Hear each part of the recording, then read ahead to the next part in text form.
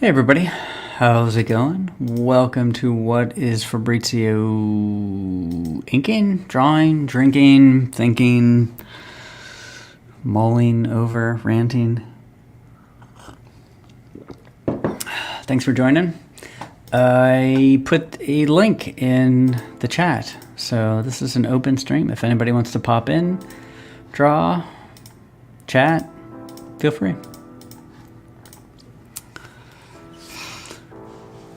Yeah, so today I'm going to be doing cover for Horace H. Hoover. I'm going to be drinking more coffee than usual, so be prepared for that.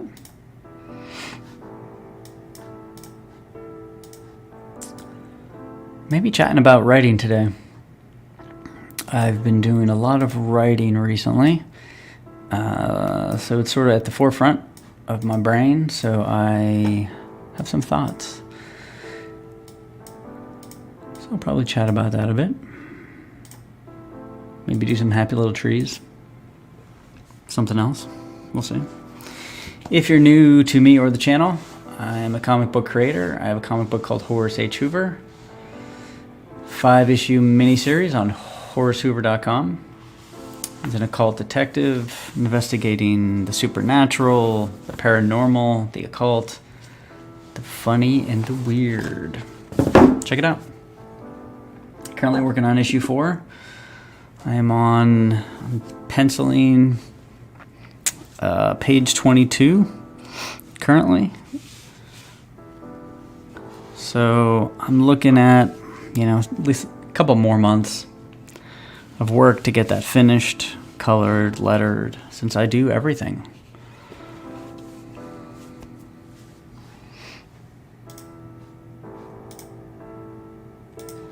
I'm going to assume my audio is working, but I'm going to double check. Hello? Yeah, it looks like it is.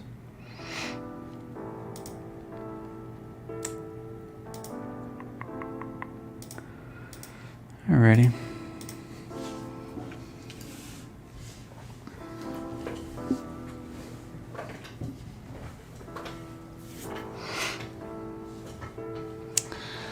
So this is the third time's a charm on this one. It's an alternate cover of Horace H. Hoover #1, and I've tried to ink it twice already, and both times I was unhappy with enough of it to have to start over on the inking and even some of the drawing. So at the end of all of this, probably not today, but down the road, I will be for sure sort of showing all the different versions I have. That way you can see what I consider to be essentially bad enough, or I don't want to say bad, right? Most of the time it's inappropriate. So good example are these clouds. I had done different kinds of clouds, but they didn't have the right feeling or atmosphere. These have more of a sort of an ominous, because they're gathering all sort of to a point. They just have a different character to them. So that's why I redid those clouds. So sometimes it's not, accurate or inaccurate. The anatomy's wrong, the perspective is wrong. Sometimes it is, but sometimes it's just, is this the right drawing for the right moment? And then you got to make that call. And unfortunately for this, I had to make that call a few times. But so far, it's looking good. And when I finish this, I'll have a new version of issue 1 to publish. Probably with the crowdfunder for issue 4. This should be in focus. Let me double check.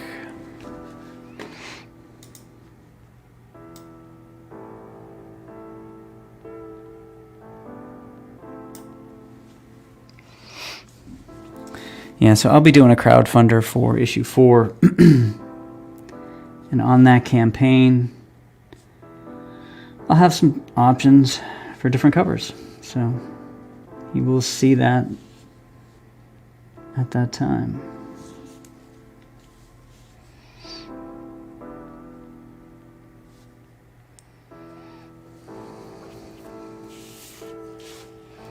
I also have a sort of volume 1 compilation of issues 1 through 3 about to be released on Amazon KDP, so it's actually a print on demand.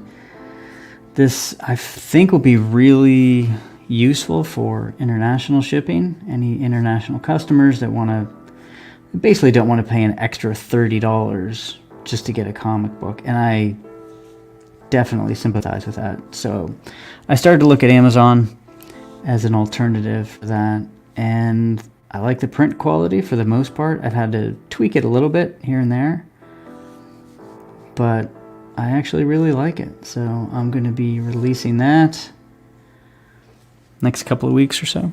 We'll see.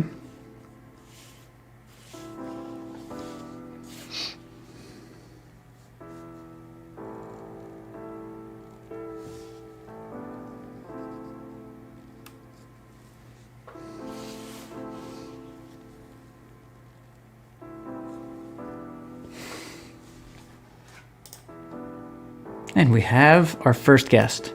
Hi, welcome to John's Long Box. Today, wait a minute. Oh, I hit the wrong link again. How's it going? What channel? You're on the channel with many fewer subscribers. That's the channel you're on. Damn it, I'm on Fabrizio's channel. Damn it. How does this always happen? What's going on? Is it raining over there? Yeah, it's been raining all day, and I love it. Oh yeah, that's right. You're into doom and gloom. I am. I like. If I was a 16-year-old girl, I'd have like mascara, and the choker necklaces, and I'd be a goth girl for sure. Oh, definitely. Bauhaus goth girl. I think so. Yeah. So what are we drawing today? So we're drawing. This is the new cover for Horace H. Hoover #1.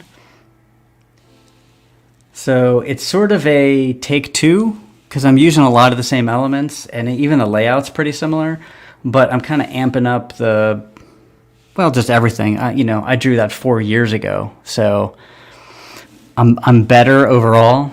But I'm going to be doing a lot of smoke. So what are you up to? What do you I'm kind of, I can't draw to save my life. And then, whenever I picture people drawing comic books, I just picture pencils, they cover it with inks the old fashioned way. Yeah. But what is the blue lines? What actually did you draw with that? Yeah. So I draw with pencil, but I actually scan that in and then I print out blue line. And the blue line essentially, whenever you scan it in again, you can pull out the blue line. And that technology has been around for a long time. Some artists use it, but they use it with pencils. Like Art Adams, I know, uses blue line. It's just a way to make sure that the original pencils don't come through after you ink it. Now, there's a bunch of reasons why you might do that. My reasons are kind of specific because the pages that I pencil on, it's a Strathmore 200, which has a very distinct like texture and feel to the paper. So it's great for penciling. I highly recommend it. But this paper, this Eon board, it's very smooth and flat, so it's perfect for brushing. So it's like I use paper that's great for pencils, and then if I scan it in and print out the blue line, then I can use this other paper that's just really great for brush work. So it kind of get the best of both worlds. My brother plays guitar, and every once in a while I'm like, I want to buy a guitar and start learning guitar, play guitar. And then he starts talking about pedals and amps and boards, and this guitar does it. And I'm like, it's too complicated. I'm I'm out. I'm out. And that's the way I feel about guys drawing comics. Like, I'm like, oh, cool. Like, I got a pencil, I got a piece of paper, I want to make a comic book. It's like, oh, then you need this ink, and then you got to get a light box, you got to scan, and then you print this, and then you draw over that, then you scan again, then there's different. I'm like, oh, I'm out again. I'm out. All right. Yeah, I mean, you can take a simpler route. I mean, there's definitely artists, not that many artists, that do a simpler route than I do, because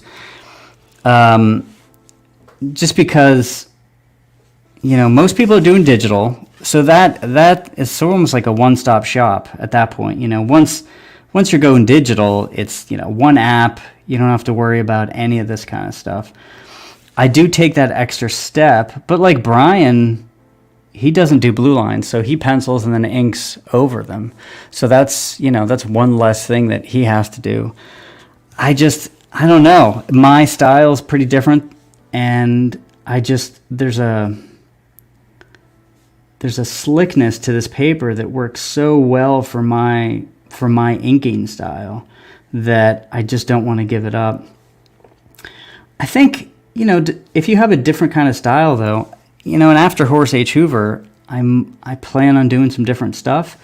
I might not use this process at all. I might, just use watercolor paper and then pencil and then ink that. And so, but I definitely get it. Do you want to get into drawing? I know you're doing like.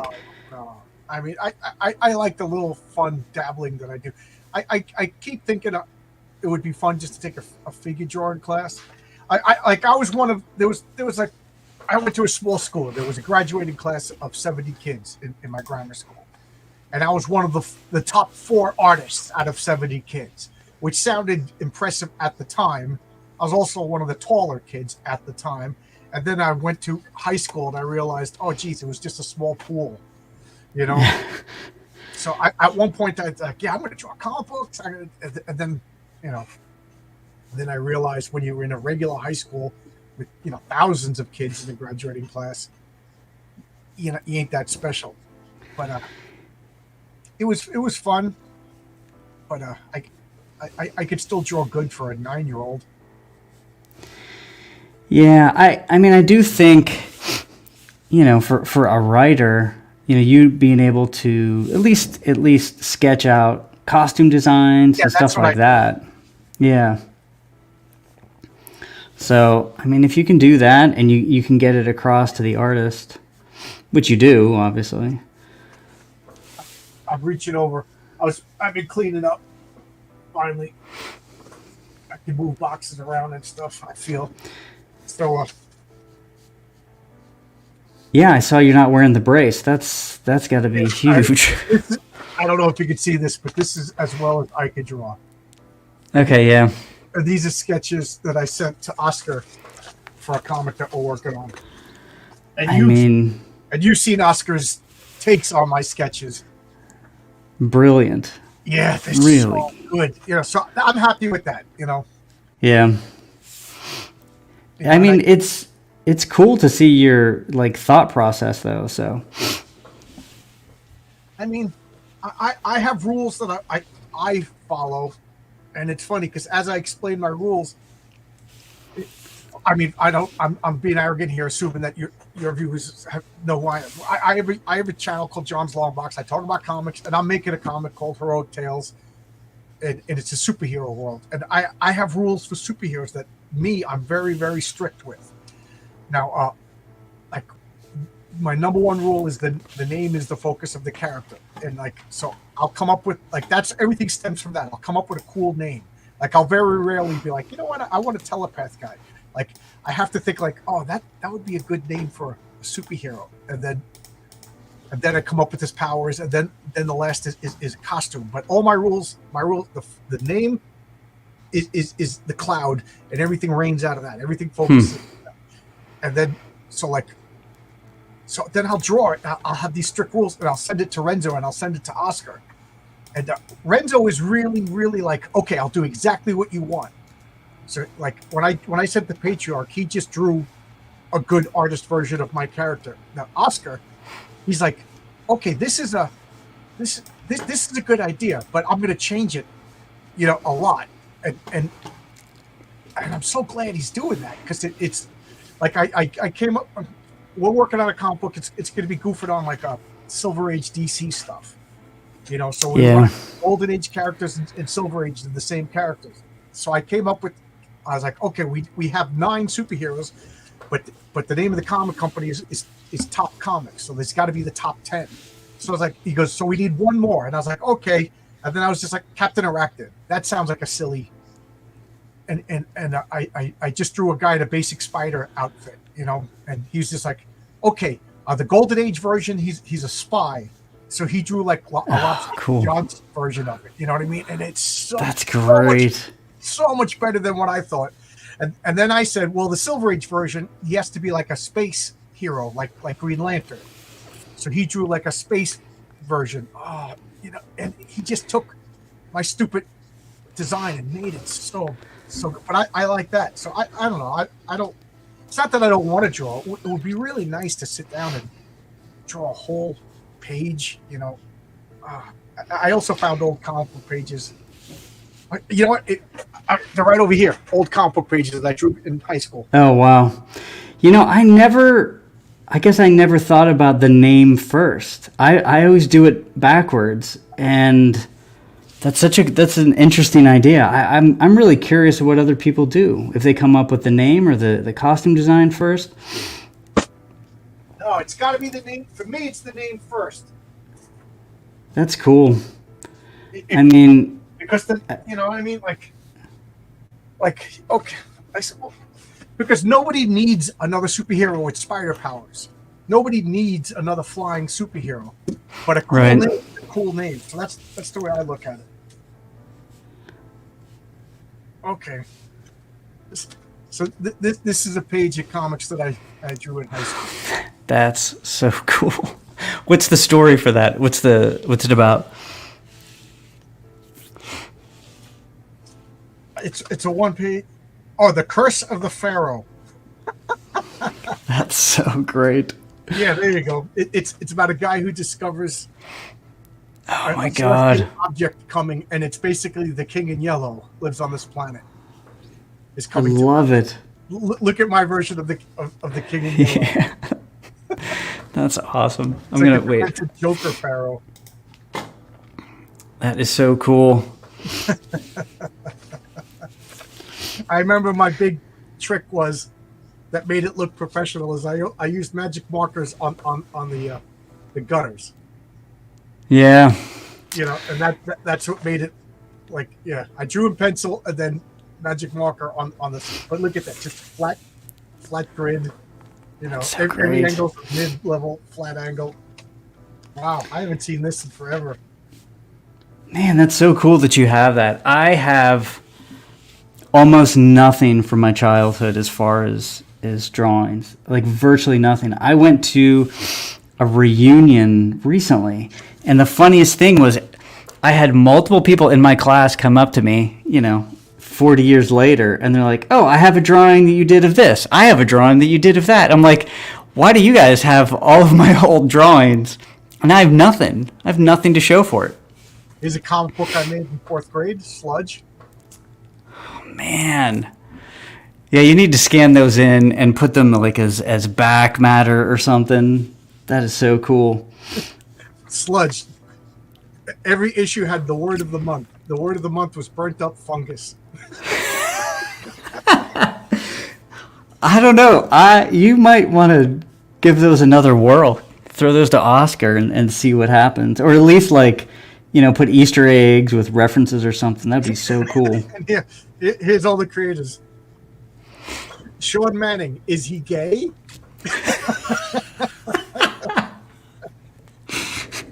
and John Bula, pork chop.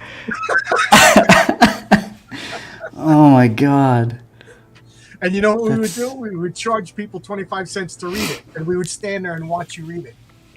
And then when you were done, we took the comic back, and you had to give us a quarter. That is brilliant. That's like entrepreneur, man. That's so cool. And here's ads at the back. the Ronco brain slicer. Makes a great Christmas gift. Brains and slicer included. And the fungus scraper. Different handles. Wow. Jeez. I mean, how many characters were people's high school sketches? Spawn was, and I mean, how many? Who knows? Oh, wow. This is a whole folder from high school of like writing it. I just discovered a story. The first story I ever wrote. The difference between time and space travel. That is incredible. Oh, wow. The gist of the story is a guy sitting in front of the fireplace, and he's watching the fire. And you know how a log falls down? Like, yeah. He goes, "Oh, wow." So, yeah, he's telling a coworker about this because I read Lovecraft. So Lovecraft is always like one guy's talking to another guy, talking to another guy. So she was like, "Yeah, I was." He goes, "How did you?" He goes, "I was last night. I was thinking about time and space travel, and looking at a fireplace." He goes, "And then the log fell, and there was a noise, and my wife heard the noise." And he goes, "And then 2 hours later, after a pleasant distraction, that was about as dirty as I got in high school. I thought about the way the fire fell," and he's explaining this breakthrough that he had while watching the fireplace. So him and his buddy, they figure out how to get the time machine to work. So they rush and they do all these complicated, and they throw the switch, and boom, they're transported to the Jurassic time, and they fall 60 stories to their death because the building doesn't exist. Oh man, that was the that's difference great. between time and space travel. Originally, they were going to freeze to death in space, but I think falling to their death was funnier. That's funny. Yeah, that's so cool. I don't have anything like that. Yeah, it's fun. Like I said, I started cleaning up. I moved here 4 years ago, and I'm finally going through boxes. Man. The only thing I remember vividly is I did have like a 2-page comic called, and I don't remember how old I was. It was called Rambo Rabbit, and it was just he was a rabbit because I had been, Rambo was huge. It's on HBO, so I'm watching a lot of Rambo. So he's just a rabbit wearing like camo pants, and he just busts into a McDonald's and he just shoots everybody. And meanwhile, I'm like, yeah, if they showed that at a school today, I'd be taken away to like some therapist. That's the only thing I remember, though. I would kill to have that. I also found my Joey Lawrence bookmark. Had this bookmark for over 30 years. It's been my go-to. It says "Whoa" on it, and it's been my go-to bookmark for every book. And I just couldn't find it. And then again, I was moving boxes, it just fell out of a box. My wife's like, "What's that?" I'm like, "It's my Joey Lawrence bookmark." Are you out of your mind? Oh my God. I said, "I've had this bookmark's been lost longer than I've known you."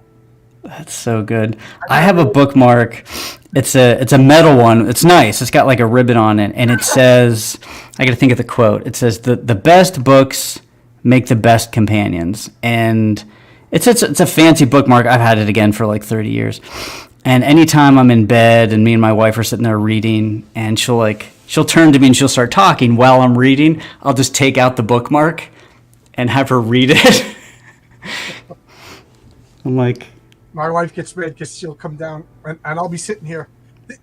I'll have my Civilization game playing on the computer, a comic book open on my easel, and then a YouTube video that I'm listening to, and she comes out and starts talking, and then I make a big, like, annoying, close the comic, turn off the video. And she's like, "Okay, I'm going back." I get it. And one of my old roommates in college, he had a room by himself, but there's each room had 2 people in it, but he had one room by himself, and I don't know how he managed that, like 2 semesters in a row. And he had a big sign that says "Two's a crowd," and if you'd go knock on his door and you start talking to him, and he was like an old man in college. He would have a glass at the end of his nose and he'd be reading, and he would just look at you and point to the sign. Oh my God. When I was a freshman in college, I had something similar to that. So, my first semester, I roomed with this guy that I absolutely hated, and I really tried to Oh to my make him leave. I wrote things on the wall, you know, with like dripping thing. It was pretty extreme, but you know, the RA eventually is like, listen.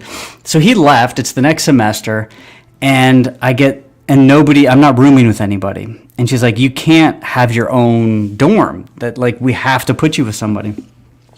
So we go back and forth, and eventually she's like, "Okay, I'm gonna sign Bob or whoever it was with you." I'm like, "Okay, fine." I try to clean up a little bit, make it a little more, you know, welcoming. Guy comes to the door. He's like, "Hey, I'm Bob. I'm your new roommate." I'm like, "Oh, okay. I'm Fabrizio." He's like, "I gotta go grab my stuff. I'll be up. You know, I'll be back up in a minute." I'm like, "Okay, cool." So I'm sitting there on the bed and I'm waiting. I'm looking at my watch. He disappeared. I never saw him again. I don't know what he saw in my room, but he basically just abandoned the dorm. wow. What did you do? What were you wearing?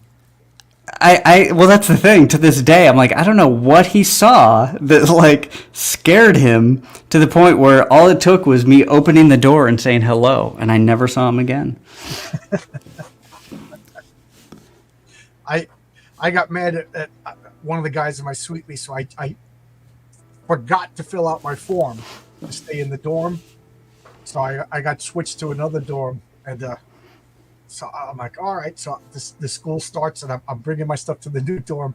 It was the black militant fraternity dorm. So I'm like the only white guy in the whole, and they were like everybody's. It was just like one of these things is not like the other. It was the funny thing is they made it clear that I wasn't welcome, so I was determined. I'm like, I'm staying. You know, Oh man. you know, it was funny, but finally one of the rooms opened. There was this kid, the kid who took my spot, stunk so bad that they had like a meeting with the RA, and the RA was just like, yeah, you're a health hazard. So he Oh had man. to leave. We don't know how he smelled so bad. So we had to clean the room, and I was able to come back. I made sure I filled up. But that was funny. I was in like the Lambda Lambda Lambda. If you remember the Revenge of the Nerds, I was in like I do. my roommate was telling me that he was an EMT, and he would purposely not save white people. Jeez. I was like, oh, cool. I can't fall asleep in this room. Remove all choking hazards and It was funny. Yeah, good old Stony Brook. Then I left. I was only 3 semesters in that school. I transferred oh. to University of New Mexico, and then I lived with this. I had one semester with this guy. Geez, I can't remember his name, but all he wanted to do was drink and fight. He's like, "But you're cool, though." I'm like, Jeez. you know, Yeah, so the first year it was okay. It was in the dorms. I made some friends. The second year, I almost accidentally met up with this one guy. I didn't know him very well, but I didn't have any place to live. He didn't have any place. We just got this apartment off campus. His name is Andrew. He's one of my best friends to this day. But he didn't drink. He didn't go to parties. He didn't do anything. He played D&D. And that was my introduction. I'm like, what is this thing you play? So that was in lieu of, you know, frat parties and God knows what. I was playing a lot of D&D and going to hardcore shows, but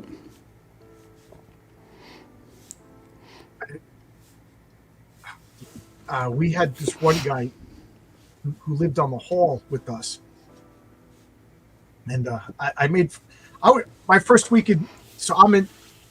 Oh, Woodrow, yeah, I'm out of the brace. Wednesday was my first day out of the brace, and yesterday was like the first day I felt confident enough to actually like do work around the house. But I was my first weekend in University of New Mexico. Like I took the Amtrak to Albuquerque, and then I hitchhiked to the school, and I just had like a big Navy duffel bag, and I found my room, and that was pretty cool. I didn't know anybody in the state, So I noticed like the first week or two of school, it would be like everybody would hang out on the steps of the dorm. You know, it was beautiful weather. It's Albuquerque. So everybody would hang out in the sun on the steps. And then every day there'd be less and less people because they would like make friends or whatever and find places to go. And I was one of the last people sitting on the steps. And there was this other Randy, like just like a good looking guy. Just he looked like a what's the name of that actor from Sky Captain in the World of Tomorrow? Jude Law. Yeah, he looked like Jude Law, just like a Hispanic Jude Law with like darker skin, but blue. Like every girl, like literally girls were breaking into his dorm room and getting naked in his bed. I'm not even joking.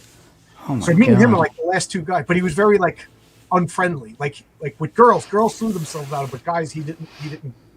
You know, he was hard to make friends with. So me and him were like the last two guys sitting on the steps, and he's just reading the book, and I'm reading, doing my homework, and he just looks at me with this Texas straw and goes, "Are you one of those Italians from New York?"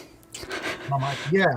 He goes, "I had a dream last night that I was smashing your face in with a shovel." And I'm like, "Oh, that's an interesting dream." He goes, "You want to go to my room and get high?" I was like, "Yeah, sure, whatever." And we became best friends. It was so much fun. So, but he liked his Wow. LSD, so we would do a couple of bad things. We would do an LSD one weekend, and there was a guy who lived down the hall, and we just called him the naked guy. You know, he would come out of his room in a towel, walk down to the communal showers, you know, take like a 2-hour shower. Walk. We only saw him in a towel. He would never come out of his room. And like he'd knock on his door because we're trying to be friends with everybody. Knock on his door, he'd open the door, and he was like just like sweaty and naked. You know, like, "Hey, how you doing?" So, "Hey, we go to the cafeteria. You want to go to the cafeteria?" "That's okay, guys. Thanks a lot, man." So I got 2 more showers planned tonight. yeah, we don't know what he was planning, but you know, so me and Randy are just hanging out behind the dorms. It was, you know, New Mexico. It's gorgeous out. It's like 2:00 in the morning. We're frying, and he just sticks his head out of his window. "Hey, what are you guys doing? What are you?" And he's all like, you know, and I'm like, "Don't say nothing. Don't say nothing." You know, and Andy's like, "We're frying, man. You want to come out here, try some acid?" So the guy's like, "Yeah." I'm like, "All right." And then I'm like, "Is he going to be naked? Is he going to be naked out?" Like, and he comes out, you know, normal guy. We give it, you know. So we're just sitting talking. You know, it's not even like, you know, just talking normal. I guess we could handle it at this point. And he just goes like, "Guys, like, oh," and he just gets up and he runs. And we're like, and I look at Randy. I'm like, "You gonna chase him?" I'm like, "No." He's like, "You gonna?" "No." And we're like, "All right." Turns out the guy, who was like a typical college, you know, that you hear at after school. He took off all his clothes. He was running through the quad. The cops came. he got arrested. He spent the night in the hospital, and then his room is empty. Packed up. Never saw him again. Wow. And then like a week later, Andy goes, "Do you suppose that was our fault?" Man. Yeah. I remember there was this Asian girl. She was half white, half Japanese. She was so cute. She was the skinniest human being I ever saw. She was obsessed with Randy. And me and him, there was a movie theater, the Lobo movie theater. They would have like $5 movies. So we would $5. You know, it was great. But you know, it was like third run. You know, they would have like Ghostbusters, even though Ghostbusters been in the movie, out of the theaters for. So we're like, let's go see Ghostbusters. Let's go see, you know, Goodfellas. You know, old, at least 10, 15 years old at that point. So we're going to see Ghostbusters, or I think it was Ghostbusters again. You know, what else are you gonna do? $5. And when we come back, we just, you know, we go to Randy's room, and his window's open. And Randy's like, Jessica, you can't keep doing this." And he goes, and then he says to me, "Hey, John, you want to see something?" I was like, "Yeah, sure." He pulls the covers off his bed, and Jessica's naked in his bed. You know, she would climb up that, you know, girls would get obsessed with him. Jeez. Yeah. Me and him drove to Arizona to visit one of my friends once. My friend was a couple years older and married.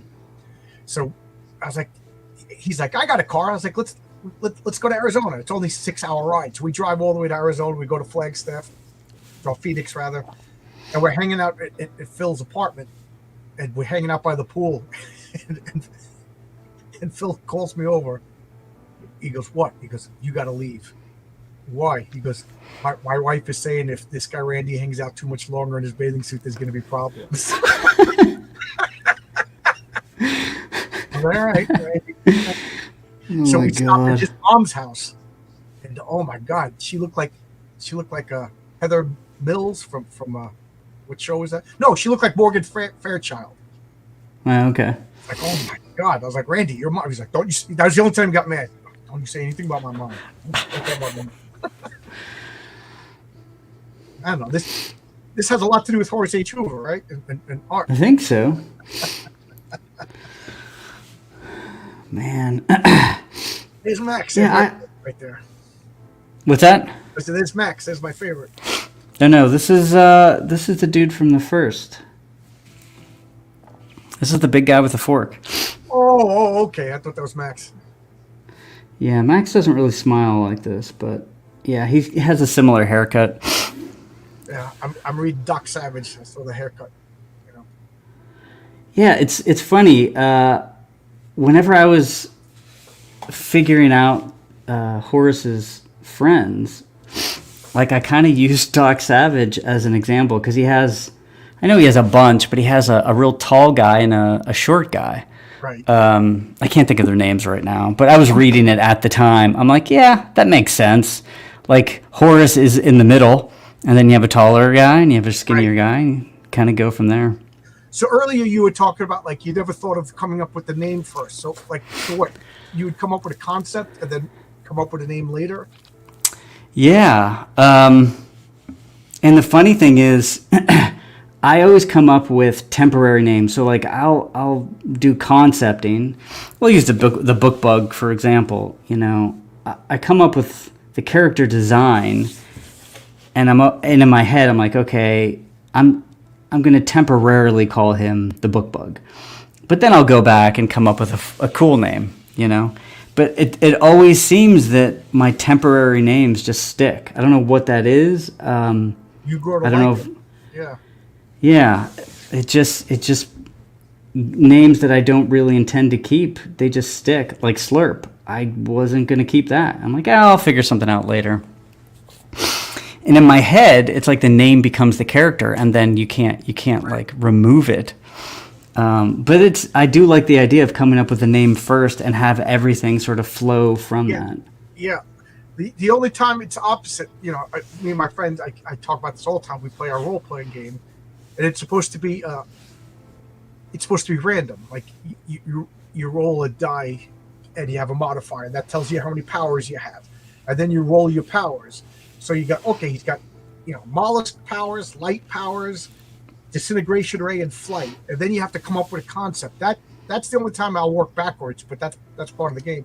But like when I'm making up characters for my friends to fight, I'm like, okay, like we have a bad guy, you know, who has gravity powers, but I came up with the name Gravitas.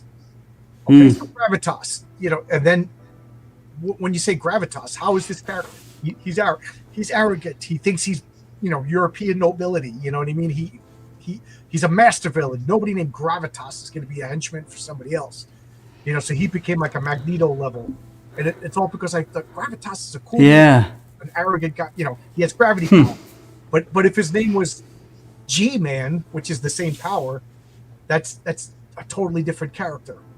Yeah. Why, you know, G-Man was a different guy with gravity powers, but he was a mysterious government agent, you know, who controlled the forces of gravity. Honestly, I might try that moving forward instead of. Yeah, but then you probably have Horace H. Hoover. Yeah, I don't know. I do like that idea.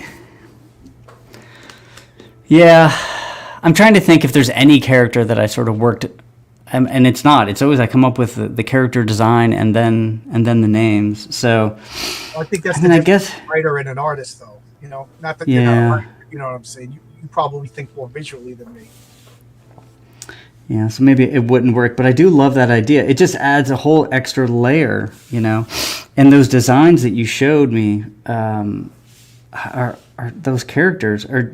There is something like when you're looking at old Marvel or DC, there's some characters, usually villains, and you're like, man, that's like a C level. There wasn't much thought in it, but then the ones that really stick, there's something about them. And all of those characters that you sent me, it really feels like you're channeling like Stan Lee, like at his prime.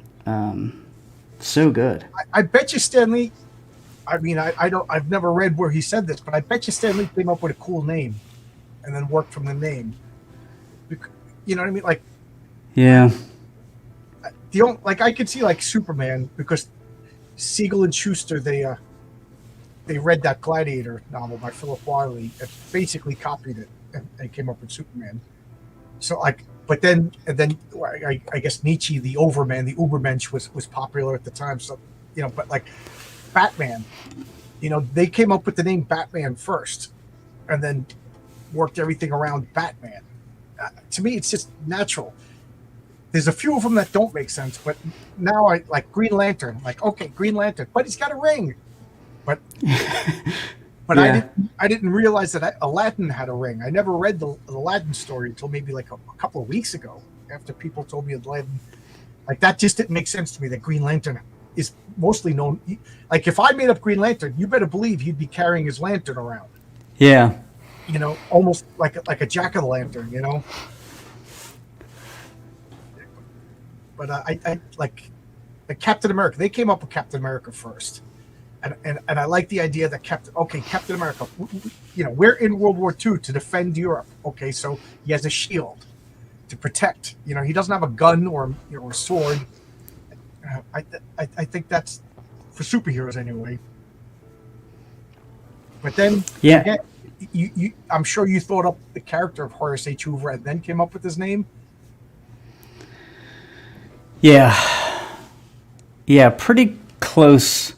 I mean, it's been a while now, but I think obviously the design was first, and once I realized it was a vacuum cleaner, it was just it didn't take long to name him, because I knew I wanted the alliteration of H's. I think there was I went back and forth between Horace or Howard,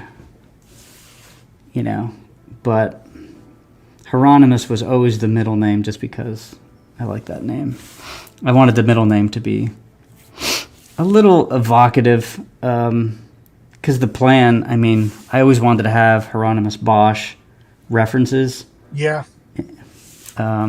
Whether or not I ever get there, we'll see, but at least that was the thinking eventually in the beginning. Out of any comic book character, HHH book would be the one I would expect a Hieronymus Bosch reference in.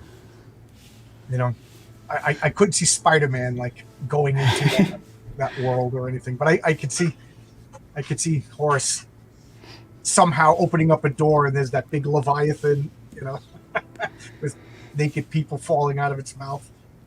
Yeah, exactly. And I could see him going into like the persistence of time world where everything's melting. But I think they did that in Doom Patrol.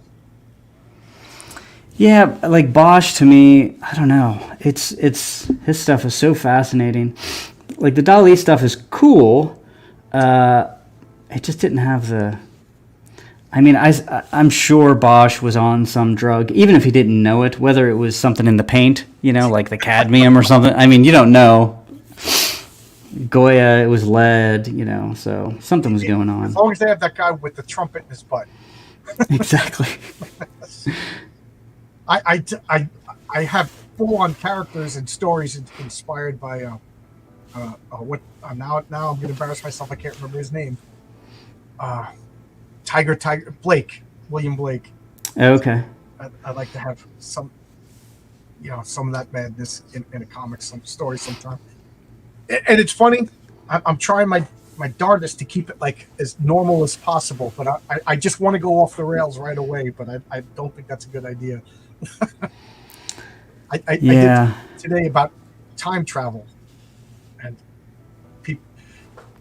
one of the guys in the chat was just like, I think the best time travel movie was Back to the Future.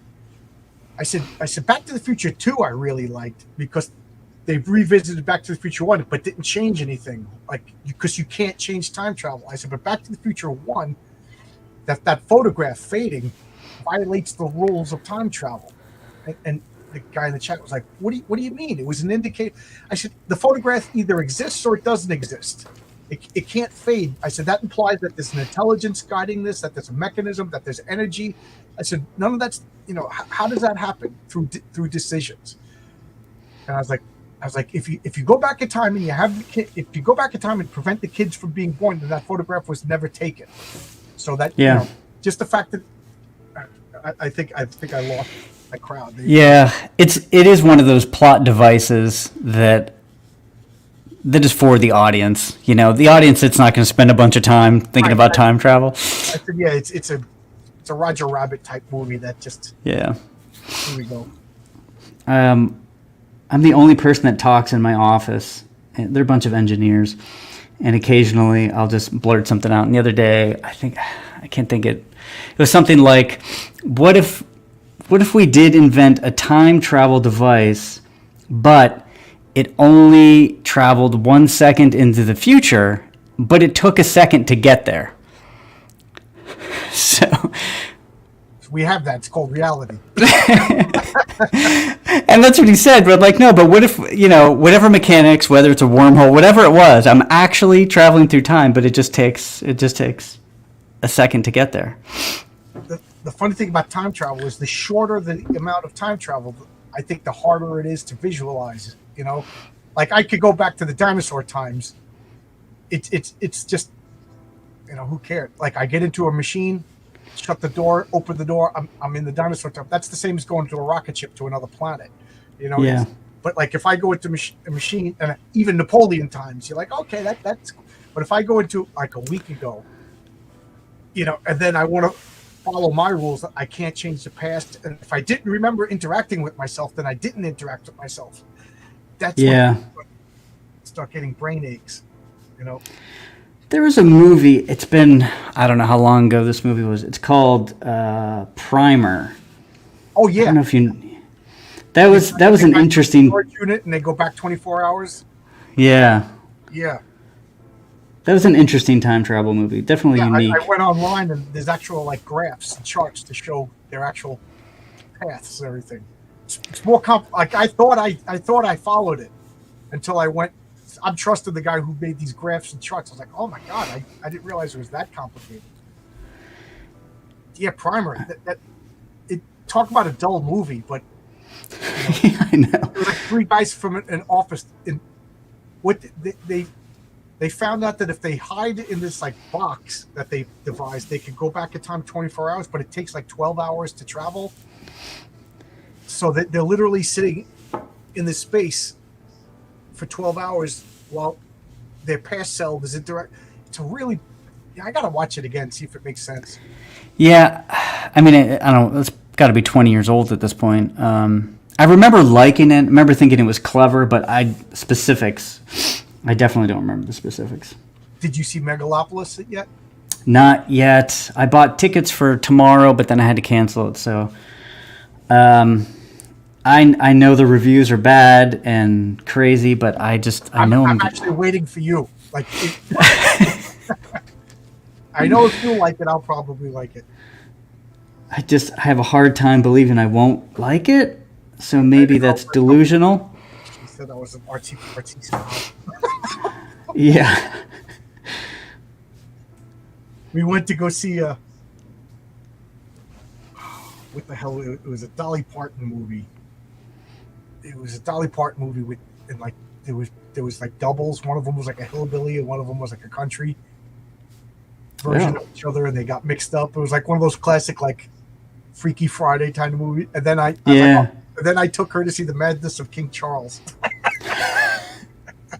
And she was just like, we're never going to get along.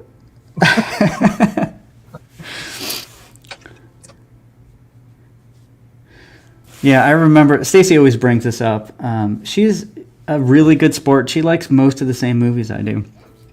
But I remember the first movie that she came over and watched, and you don't like the Transformers, but I'm like, I had been waiting for years to watch the Transformers on video. And I'm like, I'm going to watch the Transformers. Talk about a first date. I'm like, she must have thought I was like a child, right? You know, I mean, but she was a good sport about it. What would she have preferred to have watched? I mean, she has pretty good taste in movies. Like I said, we watch mostly the same things. If it's too slow, though, she usually bails. So it has to have some sort of pacing to it, at least. So my wife watches like Hallmark movies, but she loves like superhero action movies. Like she was amazed that I never saw Die Hard.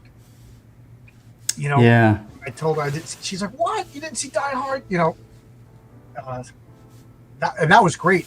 You kind of invited me to go see Die Hard, and I'm so glad I saw it in the movies. That was a big deal. That and Lethal Weapon. I still have never seen Lethal Weapon. Never seen Speed. I've never seen the James Bond movie. Wow, that's a big one. Never James seen Bond. Yeah, I'm real snotty with my movies. You know, I saw all the Marvel movies because I love all the comics, but I stopped DC at Man of Steel. That was the last DC movie I saw. I do put movies in the background, so even if it's not something I would choose to watch, I'll just throw it in the background as I'm drawing or something. So, you know, I've seen a lot more movies that I would never pay to see or actually devote attention to, like The Meg or some ludicrous. I got my hair cut, and that was on TV, so I had to wait my turn. So I'm sitting there for an hour watching The Meg, and then get my hair cut, watching it, and then I sat afterwards to see how the movie ended. You know,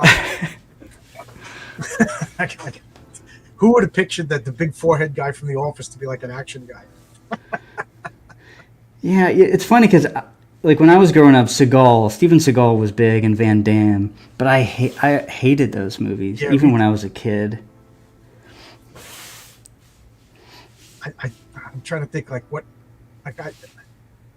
action films. Like I like John Wick, and it's funny because my wife's like, I'm not watching this, and then I was like, no, you're gonna like it. We put on the first after the dog. I mean, the dog scene kind of disturbed her, you know, as it should. And then after that, she was just like, this motherfucker better kill everybody. Like to the point now she knows all the secondary characters' names. You know, like she's telling me like John Wick lore. I'm like, oh, that's wow, funny. I just like John Wick, you know, but she's and she can't wait for the ballerina to come out. She's like, yeah, I think it's set between the third. Like she knows all of that stuff, and I'm like, oh. Yeah, my wife does social work, so she definitely does lean towards the more like actiony. You know, she doesn't watch anything for the most part sad or depressing or disturbing, which was most of the stuff I used to watch. Have you seen Kevin Can F Himself? No, I don't know that. Oh, Fabrizio, that you got to watch it. It's a 2-season TV show. I forget what channel it's on, but it stars. Did you see Schitt's Creek? I saw like maybe 1 or 2 episodes. The airhead daughter. I was like, she was my least. I really like Schitt's Creek because I'm a big SCTV fan. You know, so it's one of the guys from SCTV. So I was like, I want to see him. And then I started liking the show. And the airhead daughter to me was the weakest part of that show. So I said, you know, before I write her off as a bad actress, let me see if she's in anything else. And she just finished up, like, I don't know. It's called Kevin Can F Himself. And it's a spoof on sitcoms. So it starts off, it's like, this was filmed in front of a studio audience. And it's like Queens, you know, and it like the goofy, chubby husband with the hot wife. You know, she's the hot wife. Yeah. And she's a killjoy. They're all in Boston. They're all drinking beer and they're watching the game, spilling popcorn all over the place, yelling and cheering as the football game is going on. And like, yeah. And they're like, God, let's go to the bar and celebrate. And then they all leave. And then the lighting turns like realistic and it's like horror movie setting. Oh, Like it's no wow. longer a sitcom, and she's now dealing with the consequence. Like she's picking up because they were dropping beer glasses and stuff, and she cuts herself and she won't stop bleeding, and it's like blood. It's and it's scary. The music and then the husband opens the door and it turns into a sitcom again, and she's like comically bleeding, and he's like, "Oh, we better take care of that," and then he leaves. Wow. So every time the husband is there, it's a sitcom. Like one of the scenes is she's like, "Honey, don't forget we got to pay the mortgage," and he's like, "Oh, I spent the money. I bought an autographed Bruins jersey," and she's like, "But we need to pay the mortgage," and she's the killjoy wife. Yeah. The audience is like, "Whoa, whoa," and they're all like, "Oh yeah, she won't let you have any fun. You're tied to the whipping post," and like, and everybody's laughing. He's like, "All right, let's go to the bar." So or they're whatever. So she goes outside and she sees this jersey being delivered by FedEx. So she's pissed off. So she throws it in the neighbor's garbage, and then she comes in, and it's gone. And then as the father leaves and he comes back, he's like, "Look what I found in the Wang's garbage. They stole your jersey." And he's like, "Oh, you know what that means? Fireworks war." And they're taking out fireworks and they're shooting fireworks at the neighbor because it's a sitcom. Yeah. And then they're like, "Oh, that'll teach them to steal my jersey." And he gets the jersey and he puts it on. Like everything he does is successful. Every scheme, he's the fun one in the sitcom. And then they leave. They go to the bar, and as they're leaving, you hear fire trucks. The whole neighborhood's on fire. Wow. Like she's left with the consequences of it's to the. I don't want to spoil it anymore, but like by the middle of the season, you're like, "Oh my god!" It's like Breaking Bad. It's like, "Oh my god, how is she going to get out of this?" It's all the tropes. Like on his birthday, he's going bowling with the guys, but he's also taking her to the fancy restaurant across the street. So he's running back and forth. You know what I mean? That sounds brilliant. It's so good. It's so good. Yeah, I'll have to check that out. Like that and Wilfred are my two favorite TV shows. Wilfred. I saw.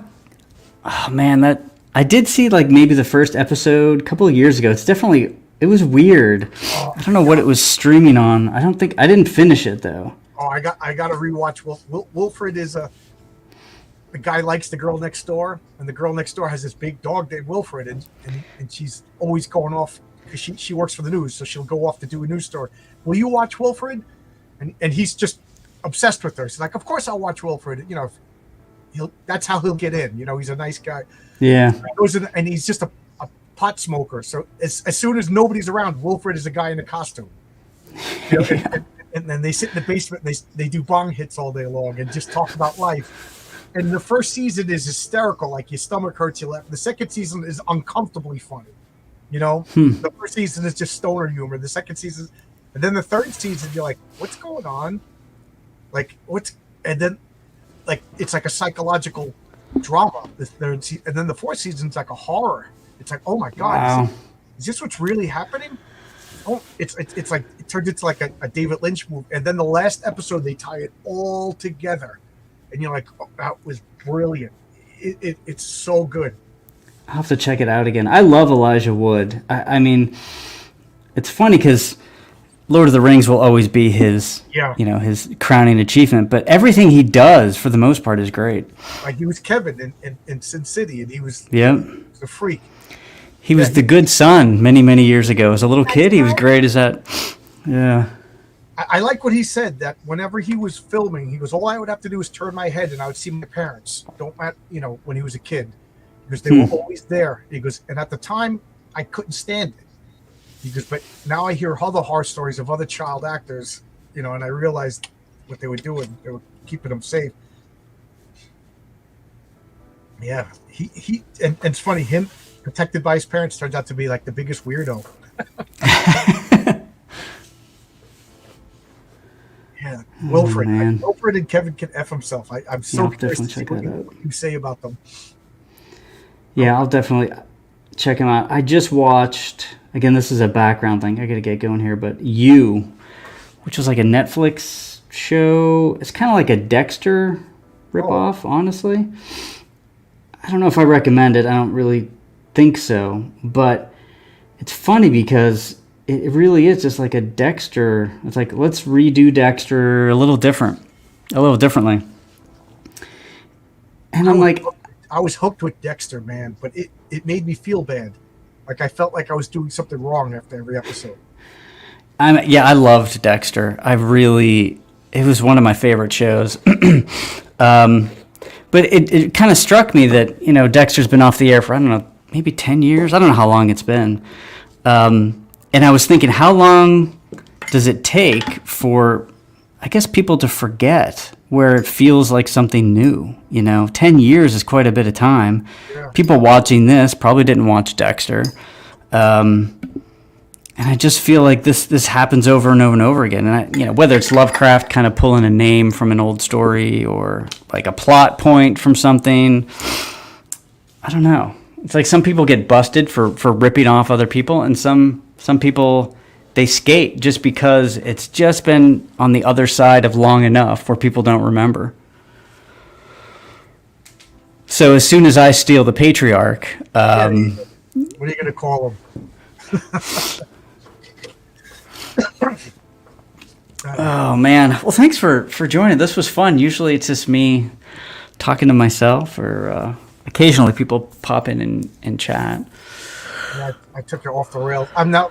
Let me ask you: does that distract you? I mean, did I keep you? Did you get less work done than you normally would? No, this was great, because a lot of times I feel like, I got to think of something to talk about, and sometimes it's natural, but sometimes I'm like, I've been talking about random things for a half hour, and I gotta think about things. But no, it's not distracting at all. Honestly, it was great. Anytime you want to do this, feel free. Now, like, suppose you didn't turn the camera on and you just inked normally. Would you have gotten more work done? No, definitely not. Yeah, Grant Probably says, because he could watch football while inking. He goes, doing the layouts is the hard work, and the inking. Yeah. Yeah. Yeah, I'm doing pencils for page like 21 and 22, and that is where that's the hard work, man. As soon as I can't wait to get to the inking stage, because then it's just you turn off your brain and you That's it's so nice. But yeah, doing the layouts, man, that is the hard work. I mean, the writing is hard and the penciling is hard. Everything else is just kind of, even the coloring and lettering, it's just minutia, but you make your way through it eventually. My comic, Bill is gonna. I think it's gonna be all the files are gonna be ready today, at the end of the day, and I fell asleep in my chair.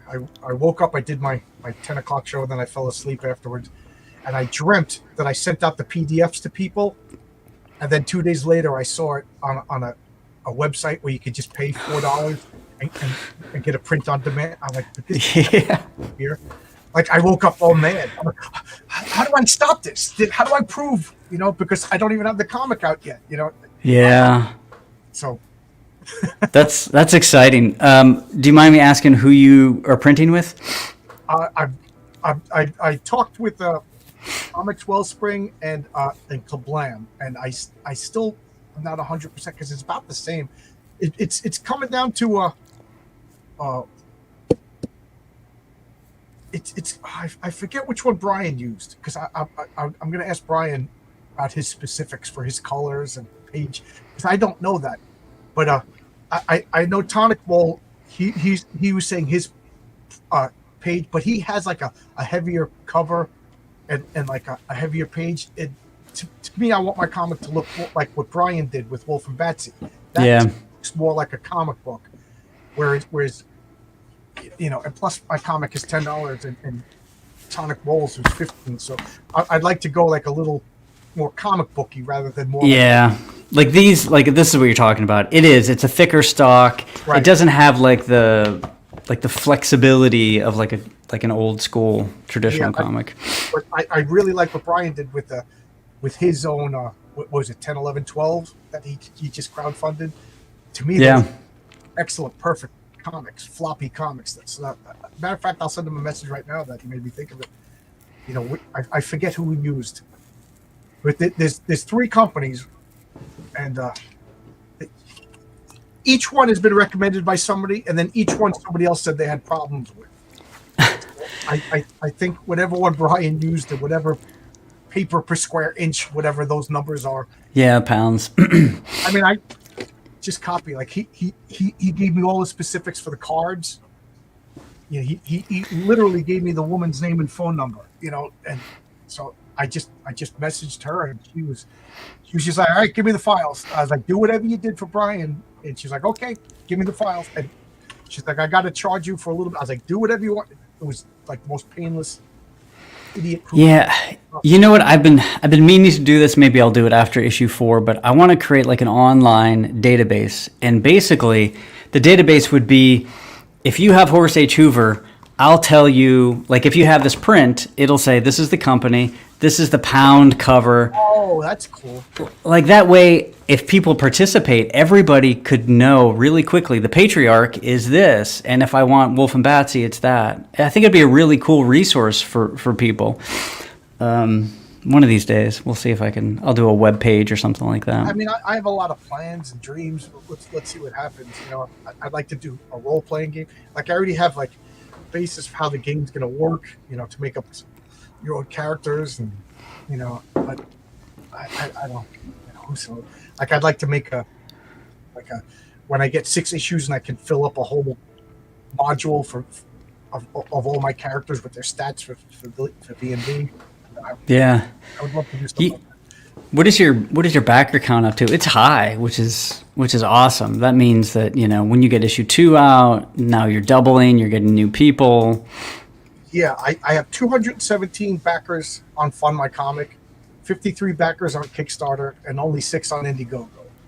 So anybody listening, the Mike Gustovich cover on Indiegogo is going to be the collector's item rare cover, because, you know, I got to print up 5 for Mike, 1 for me, and then 5 more for the backers, and then I guess another 10 just in case I got lost in the mail.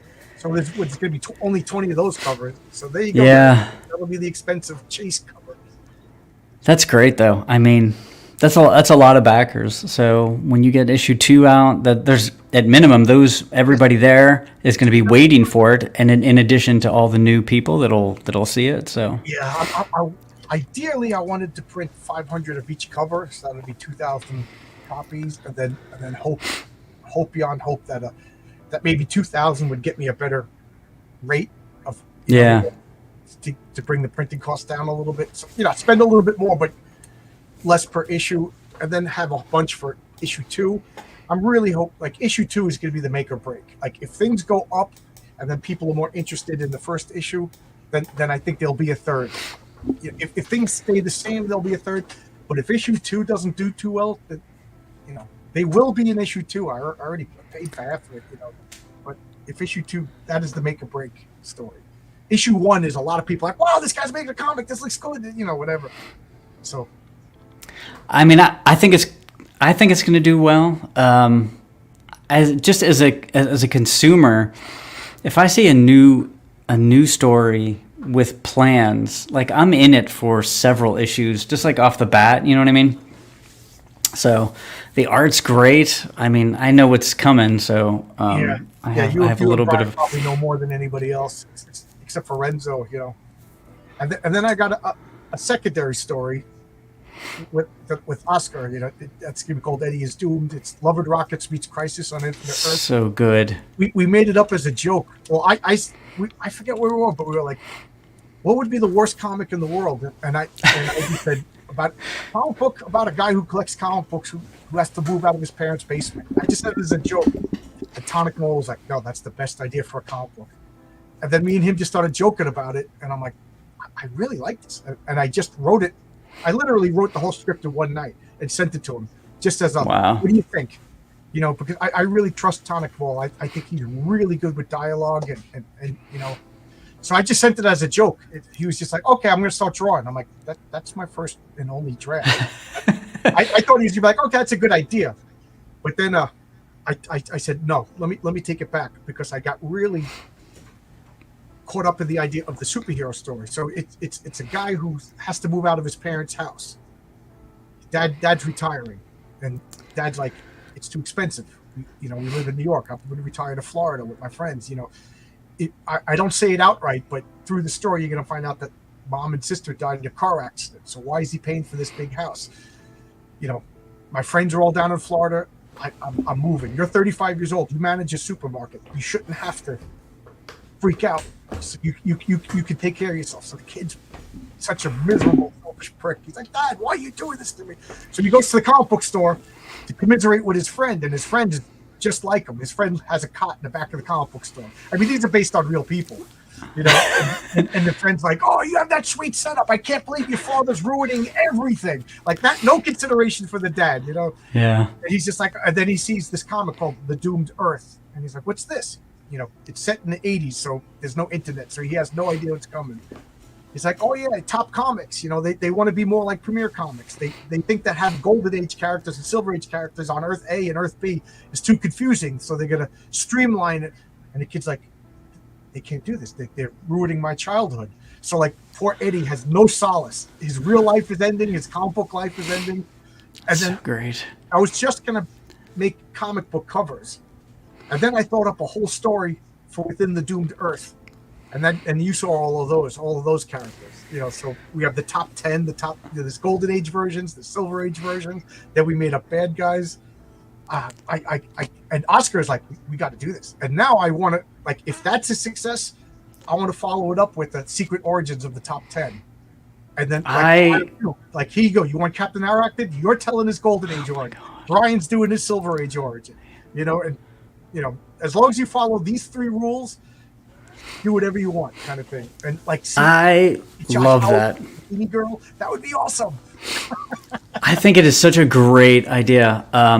You know, it's funny because I'll be honest, I love slice of life kind of comics, but I'll be honest, I haven't read a bunch of them. You know, it's one of those deals where I like that concept, I like the topic, but I just don't read enough of them. This sounds fantastic. Have you ever read Peep Show by Joe Matt? No. Yeah, I think you could go to Fantagraphics and get it for like $19.99. But it's a guy who lives in a boarding house in Canada, and he's absolutely disgusting. You know, like he doesn't like anybody. Like he has to share a bathroom, so he pees in jars. and then a girl knocks on the door, and he's like, "Oh my God, I got jars of pee." You know, like his own worst enemy. And then he meets a guy who's a fan of his comic book, and he's lusting after that guy's girlfriend. So he writes a comic book about how he's lusting after a guy's puts it in a comic book, and that guy shows up at his door and like, I'm going to kick your ass. Right, man. It's just so funny, but it's nothing. It's like the Seinfeld of comics. But you know, all those Toronto Canadian, they just write about their lives. I love that stuff. So I want to have the Tonic Bowl stuff in black and white, you know, and then the superhero stuff in like super vibrant colors. Oh, cool. Sometimes on the same page, sometimes even in the same panels. Man, I mean, yeah, that sounds like a great TV show, a great movie. It really, it's one of those ideas where just the premise alone, like you get into it. There's no convincing, even if without seeing any art. But you know, the art looks incredible. Yeah, Oscar Renzo recommended him as the colorist, and then I think I told him I wanted flat colors, and then he put it in flat colors, and I realized that's not what I wanted. You know what I mean? Like so I gave him I hired a different colorist, and then Oscar just sent me like, this is how I normally color. Like you asked me to do something different, and I felt bad. And his coloring is awesome, so he colored the backup in my comic, and it looks awesome. And then I was like, you know what? So he's colored Mary Sue for next issue, and then he sent me a drawing of the patriarch, just like fan art, and Brian was like, that is awesome. You got to work with him. Yeah. That is awesome. It's like realistic but cartoony. So then I was just like, this guy would be perfect for like goofy Silver Age. And he was just like, okay, the guild, and he started telling me like the Golden Age stuff. I got Alex Toth meets this, and you know, and then like one of the things I knew he was perfect for this is one of the bad guys is Caesar. S like he's a Namor ripoff. So SEAC and then Czars CZAR. So I said, yeah, he's like, you know, like, and he's just got it. He's underwater Rasputin. And he drew it. And so now we have a whole backstory about, like, have you been following this conspiracy theory, the Tartarians? No. It's all over the internet. Like, supposedly there was this 1,000-year empire that all the world governments are conspiring to because it started from Tartaria in northern Russia and it spread all over the world. And just if you put Tartaria into Twitter, you're going to be hooked. And there was a natural disaster, there was a mud flood, and then the world governments used that to push them and hide their existence from Earth. But archaeologists are uncovering this. They lasted until like the 1800s. And it's the biggest conspiracy. He's the last survivor of it. He was pushed into this mud floods. He adapted to live underwater, and now he wants to reclaim the Tartarian, all because of this drawing that Oscar did. That's awesome. He's so good. Yeah, I think that's the best. The best relationship is whenever the writing gives the artist an idea, and then the art gives the writer more ideas, and it's just like this back and forth. Like we were joking, because I said one of the characters, her name is Cat Nurse, and he's like, well, why Cat Nurse? I said, because it's funny. She's a nurse, but she's also a cat. so he goes like, oh, is she from like a hidden civilization? I was like, no. I said the whole purpose to her is somebody at Top Comics in the 60s was just like, what do girls like? And another guy goes, they like cats. They like nurses. Cat Nurse. So she's Cat Nurse, and she literally walks around going, why am I here? What's my purpose? Like she knows. That's awesome. She's made by fiat, and there's no reason. For That's so great. She had nurse costume. She looks like a cat. She falls in love with everybody. What do you think the timeline is for that book? I because of the broken neck and being out of work, I kind of pushed it back. But that's a blessing in disguise, because I wouldn't have had all these great character designs by Oscar. Yeah. But as soon as I finish fulfilling issue 1 of Heroic Tales, I want to start building the campaign for issue 2.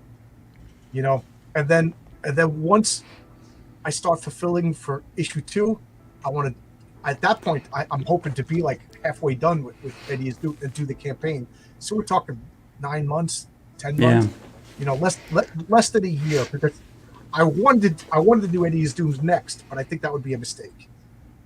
Oh, Heroic Tales, everybody likes it, well, and then follow it up with like your boy Zach followed up with 499 that nobody gives a crap about. You know what I mean? Yeah, I mean, Zach, what are you doing?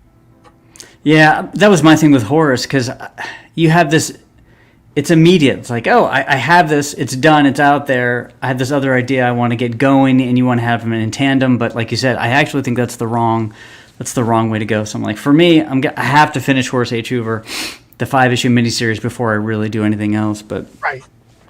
Yeah, I can see that. You gave 5 issues, a couple of years worth. I think people are satisfied. But if you did something else after issue 1, I think people would be like, oh man, this guy's flighty. Yeah. Finish. And that's one thing that I want to have every issue a complete issue. So Eddie Is Doomed is a one-shot. And then, and if that succeeds, I'd like to do the Secret Origins of the Top 10 as a, an ambitious, so who knows. But I want to do, I think I told you, like a big mythological story. One, you know what I mean? But I want to do maybe like the Brian Polito method. Heroic Tales, maybe a one-shot. Heroic Tales, then a one-shot. And if people let me, maybe I'll do them concurrent, realizing that, like, if you don't like Heroic Tales, you can get the one-shots. But if you like the one-shots, you can, whatever. You like the Heroic Tales, you can ignore the one-shot. Yeah, I do think that's like long-term success too, is having a diversity of just genres and titles that, like you said, if people aren't into Heroic Tales, they grab something else. Same for me. Like, I know Horace H. Hoover is a hard sell. When that's done, I'm going to have something totally different. So I hope that that's the way to go. Putting all your eggs in one basket, one title, I think that's hard. Like, when you're at a convention, when people walk by and they see Horace H. Hoover, they just keep walking if they're not into kind of weird stuff. But if I have something weird and I have something, dark fantasy that's a little more palatable, then at least they'll stop, and then you can give them the pitch for her Horace H. Hoover and, these other titles. So what Kibo says, the perennial problem, never enough of us to go around and never enough hours in the day to I have literally, I have scripts written. I could do. I have a horror comic. I have a western comic. I have a superhero comic. I have a big mythologic. I'm being whatever tight on the details of the mythologic because I don't want anybody's idea. But the problem is I'm paying out of pocket for this. You know what I mean? So that's, if I won the lottery right now, I'd be like, Renzo, here's all the money, do this. Oscar, here's all the money, do this. Tonic Mall, do this. You know, Brian, I want to hire you to this horror comic. You know, Fabrizio, I'd love for you to do this mythological story. And I'll do them all at once. But I'm a blue collar worker doing construction. I got to pay my mortgage, save for retirement. You know, I got to get my boiler. That's $12,000. I got to pay for the boiler. And then I've been out of work for 4 months. You know what I mean? So the only thing but like, let's just say issue 2 of Horror Tales makes $25,000. Boom, I'm you know, because that money I don't touch. You know, the Horror Tales money, that all went to pay Renzo. You know, and that all went to get logos and all the nonsense that I had to, and some people that I'm not going to mention that I hired and had to get rid of because it didn't work out. You know. Yeah, I do think that is the way to go as far as sort of feeding the money back into everything. I have resin models, and any money I make from that just goes back into the business, you know, to do new models and new books just to get out there. Yeah, I mean, as far as keeping things like vague, I used to be dubious. I'm like, nobody's going to steal your idea. I don't believe that anymore. People will absolutely steal your ideas. Well, plus, because this mythological story is not my creations, you know, and no, it's not open domain people. It's mythological characters, but it's mythological with my story. Yeah. So anybody can take it, and it's obvious. So once I say it out loud, it's so obvious. People will be like, "Oh yeah, that's obvious." You know, I'm hoping I could do something a little. So you're treading this like line between, you know, marketing. Too early, you know, too late, you know, it does suck in that you have to keep things like closer to the vest than I think people used to, because now people will just take an idea and run with it, and they'll do a drawing, and, you know, all of a sudden that idea you had now is out there somewhere, somebody else has it. Like there's like in the superhero world, I'll have somebody on my channel like, "Hey, can I promote my comic?" I'm like, "Yeah, sure." You know, just cursory glance at the art to make sure that it's not like embarrassingly bad and I'm cringing for an hour. And I'm like, "Yeah, come on." And then I noticed the characters are some of the characters that I have down the pipe. And I'm like, nobody could say that I didn't know. This guy was on my channel and he's got superheroes with the same name. Like, oh man, I had to change character names around because of that. You know, like, oh man. So they ripped it off. It's just we're all reading the same comics inspired by the same things. So I'm trying to be as tight-lipped as possible until it's obvious. Like I told you, my street-level vigilante character, I changed his name from the Raven, I changed his name from the Rook, and now he looks like the Horseman. Yeah. From Chuck Dick. I'm not changing it though. Enough's enough. Yeah, like you said, we're all reading the same comics or books or movies, and sometimes you can go back a little further, like Doc Savage. Okay, go back further, you know, but in the end we're looking for the same core concepts, and we're gonna have overlap. I think it's undeniable. So, and my thing is, listen, as long as you know you didn't steal it, and you didn't steal it, and I didn't steal my stuff, then I think you're free and clear. Like, and I think you can tell if somebody ripped off another character or something. I think they just come off as insincere, and I think there's something, I would like to think there's something there that we can tell, you know, that makes it obvious. I don't know if that's the case, though. I don't know. Yeah. Another problem is funds. Kibo says I have 11 projects. Yeah. Like I said, I could send a script to, I'm not even joking, to 5 or 6 people right now and start working on 5 comics. Yeah. But unless I knew 100% that they were going to be self-funding, I can't do it. You know. Yeah, Kibo's a good guy. I run into him at conventions, and we're all sort of like in the same sort of, you know, group. Sasquatch Geddes, hey, how's it going? Great creator discussion. Wish I was here the entire stream to pick your brains. Yeah, I might do more open streams because usually it's just me drawing. So if anybody wants to pop in some Sunday, it's fun. I like it. It's because I want to talk to people. The whole thing about YouTube is I want to talk to people about comics. You know, if I wanted to talk to myself, I wouldn't have started a YouTube channel.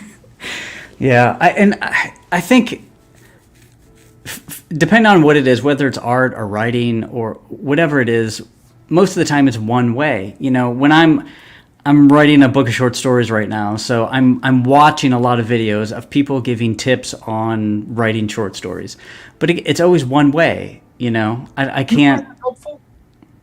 Writing tips? Not necessarily. I'll be honest. Not really. No. I'm not going to flatter myself and say I'm a good, because I'm reading some of my old stories. I'm like, man, like it's just like, do you have a good idea and can you handle grammar? Yeah. Well, yeah. And there's a few like key concepts that we already know. Everybody knows show don't tell. Like if you know those few things, then you're fine. I watch them at work because I have 8 hours to kill. So I listen to them. I'm like, okay, I didn't get anything from that. I didn't get anything from that. But like most things, you just need to consume a bunch of whatever it is you want to do. If it's comics, you need to consume a ton of comics. If it's prose, you need to read a ton. But we already know that. So yeah. Do you think it could be taught? I would like to say yes, but I don't think so. I really don't. I feel like writing there's just something. I feel like art, writing, guitar, like I think you have to be either born with talent, you know what I mean? And then it could only be honed. You can get better at it and you can focus, yes. But there is like a nugget, a seed that I feel like. Could I just pull some guy out of a bar someplace, and teach him to write? Or teach them to draw. Like I okay, Ernest Hemingway said, keep your sentences short. So okay, I'm gonna write short sentences. Then I'm like, this sucks. and like, another guy, write long-winded descriptions and I'm like, this sucks. So I don't know yet. You guys will tell me. Like I read my Patriarch scripts and I'm like, I'm so nervous that when the comic comes out, people like, because the art is impeccable. The only thing that's saleable is the story itself, and I'm like, people are gonna attack me, No, I mean, I think you're a writer, and I think people can tell just from listening to you talk and your ideas and the way you can combine ideas. And I like you said, I think there's that part that is just you're a writer, and then you can hone it, you can practice it, you can get better at it. The one class. I took a lot of English classes in college. I took writing in college. They were fine. And then after college, I joined a writing group, and I just stopped going because it was people who just wanted to be congratulated. Yeah. You know what I mean? It was a bunch of adults. It was a bunch of kids, and it was just like, read my stuff. And I'm like, yeah, you read my stuff. They didn't want to read my stuff. They wanted me to read their stuff and tell them how great it was. Yes. I don't want to give up on Sundays just to read your stuff and tell you how great you are. Like I thought it was literally like we all take Fabrizio's story and read it right then and there. And then like, Fabrizio, this is really good. I hated this. This was good. It was just like, tell me I'm good. They needed the affirmation so they can go home and write whatever it was. I completely agree. And going back to like tips, people say, and everybody will say this, don't use adverbs. Don't use adverbs. Don't use adverbs. Everybody says that. I mean, I don't care. I don't know what an adverb is. They use strong verbs, but we use adverbs in speaking. We use adverbs all the time. So Lovecraft uses adverbs nonstop. So I feel like it's those things, those tips that they'll make YouTube like that. They'll hit the YouTube algorithm and a million people will watch it. But when it comes right down to it, if Lovecraft is using these techniques, if these other artists, if Mary Shelley's using these techniques, who the heck am I to say, well, it's 2024, that's passé. Yeah, but I'm still reading Frankenstein today. I'm still reading Lovecraft today. We're talking about these people. Yeah. So, I don't know. DC Miller, send a script to me. I'll get started right away. If you want to work for free, DC, that's fine. Yeah. Yeah. You want to pay if the comic does well, but then I feel bad because that's weird too. Because like I consider myself friends with Tonic Ball, and I'm like, I want to hire you. What's your page rate? And then it turned into a business transaction, And then he was uncomfortable to give me a number, and then you know what I mean. That's weird, Yeah. I've met a lot of people. I mean, that I'm friends with now, that it would be weird to have sort of like a business transaction to, to do a comic book. And then what? I don't hear from him for a week. I'm like, got it, let's go. This hasn't happened. I'm just imagining like the scenario. Kiba, I asked him for an image for the cover and poof, sent it with like while I was sleeping. So who knows? It was only a couple of hours. So he's like, this is gonna be great. Yeah. I got to run here, but I just want to, Kiba, for what it's worth, I think the biggest part of how honestly invested the person, a mediocre writer with drive, can end up better than a talented yet disinterested. Yeah. Oh, I'm not going to mention names, but there's one writer that's in our circle that I'm like, I don't think they're any good. I'm sorry. Like, I like this person, and again, it's not Tonic Ball, it's not Brian, it's not Fabrizio, I just read their stuff and I'm like, this is just like, I got a bucket full of characters, boom, boom, boom, boom, boom, boom, and I care nothing that it's superheroes. They're all fighting each other, and it's not Dave Brink. Dave Brink is awesome, so I don't want people to start guessing who it is.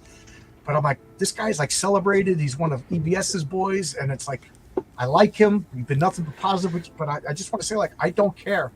But it's reading Image again. I want. You got to give me a reason to care about your characters. Other than, this is the guy with the blue helmet. This is the guy with the gun. What's it? The extra big shoulder pads as opposed to the medium-sized shoulder pads. That's how I know the difference. And the funny I don't know if you know Clint Helinski. He does these like tongue-in-cheek movie comics. He does like he draws like an Image style, but also like it's like a cross between like Image and Marvel, and it's big booby girls and their tops fall off. But his characters are so well defined, and they have like, for a guy that's doing booby comics, I tell him, you're too good for this. And he goes, I'll take that as a compliment. I mean, I knew that. Like, normally I wouldn't care, and you don't need characters and plot. Like, he did Crisis on Infinite Earths in one issue with topless women, and it was excellent. It had you cared about the characters. I'm like, and then there's other guys that are doing like 68-page graphic novels about all this, and I'm like, I can't keep track of these characters. They're just so indistinct. So that's what I'm trying to do, is like, I want you to like at least like the Patriarch by the end of issue number 1, so that in issue number 2, when I stab him in the throat and kill him, you're going to be sick. Yeah, I mean, the Patriarch is great. Like I said, I think people can tell you're a good writer just from listening. Like storytelling, writing is storytelling. You tell good stories. If you can channel that into some superheroes with some good characters, I think it's great. I think writing is a lot harder to tell whether or not people are good at it, because, listen, if I do a drawing of Horace H. Hoover and the perspective is wrong and the anatomy's off, it's obvious to everybody the things that are going wrong. Writing is different in that I didn't like that. I might not know why I didn't like it, but it didn't connect with me. It's a lot harder to tell. Yeah. That's what the DC editors were saying. Like, they people could just hold up art at a convention. The guy's like, "You're hired. Give me a number." And then like, I write scripts. It's like, I don't want to read it. You could be Alan Moore. I don't want to read it. I'm going to go home, sit in a hotel room, and read your script when this could be horrible. Like, I want somebody else to tell me. So I had a friend of mine give me a story, and I'll just leave the specifics. But it was horrible. I read a page, and I was like, I literally can't read more of this story. The sentence structure.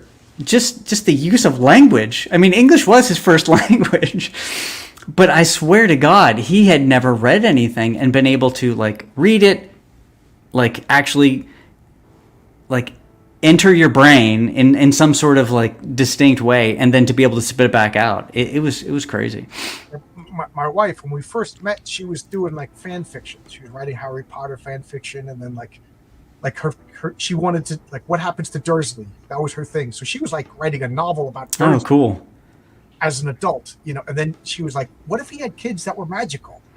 And so she was like, and I just love the way she wrote. And now she doesn't write. And I get so mad. I keep telling her, I want you to write a story to put my comic in. But she's like, no, I'm not a good writer. I'm like, but and not to be mean, because I have friends that give me stories, and I'm just like, dude, I can't read this. So maybe I'm giving my wife special treatment, but she cared about it, and you could tell. But she says that, like, she goes, when she was a kid, writing was big. You got taught to write. You had to write essays. You had to, like, I don't think people write anymore. Like, did you ever write letters? She used to say that her and her friends used to write letters. Like, they lived on the same block, but they got a kick out of writing like 10-page letters and mailing them to each other. And that's funny. When me and my friends went to college, we wrote letters to each other. And this is filled with letters that I wrote in college to friends. Yeah, it's funny. I mean, even I was writing letters, not a bunch, but I had a couple of friends that I wrote letters to, and yeah, it was something we had to actually focus for an extended period of time and relay our thoughts, which sounds, it's a pretty low bar, but right. Nowadays that bar is not being met.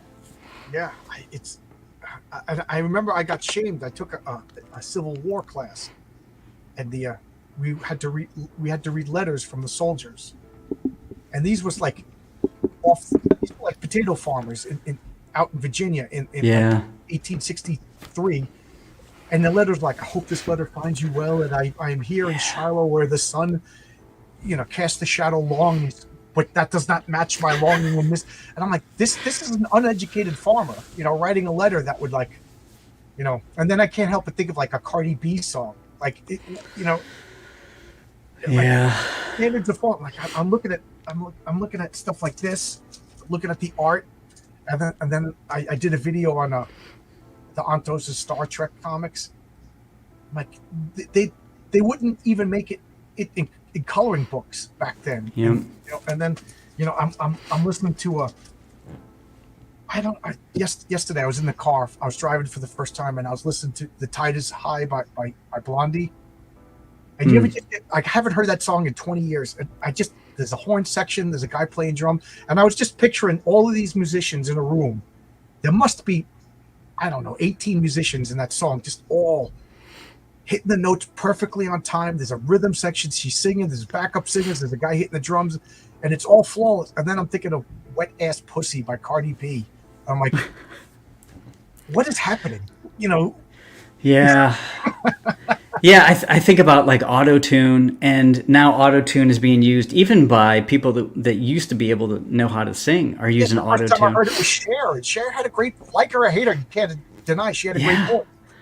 I heard Seven Bridges Road by the Eagles live last week. It's a great song, but that intro, like a cappella, is so beautiful. And this is live, and I kept on thinking, I'm like, we're probably not going to hear anything like that again. There's probably a local band that might be good, but they're not going to be the Eagles, doing Seven Bridges Road. Hey, Yang, how's it going? Afternoon. Hey, Yang. How's it going? Yeah, I don't know. I think like standards are falling in comics, in music. Like, I used to say that you're officially an old man when you put on music, and you're like, Yeah. So I had a guy who would drive me to work, and every day, I don't know but every day you'd pick me up, and that "God's Plan" by Drake was playing. It is the worst song ever recorded. And finally, after he's driving me to work. I don't want to be in. Finally, one day I was like, "Can you not play this? This is garbage." Like, I couldn't hold it in anymore. I said, "You have a phone right now. You have access to all human. You could listen to Ethiopian jazz right now if you so choose. This is what you want to listen to." And he thought it was funny, And then every day he'd pick me up. He'd be like, "I'm gonna put on God's Plan."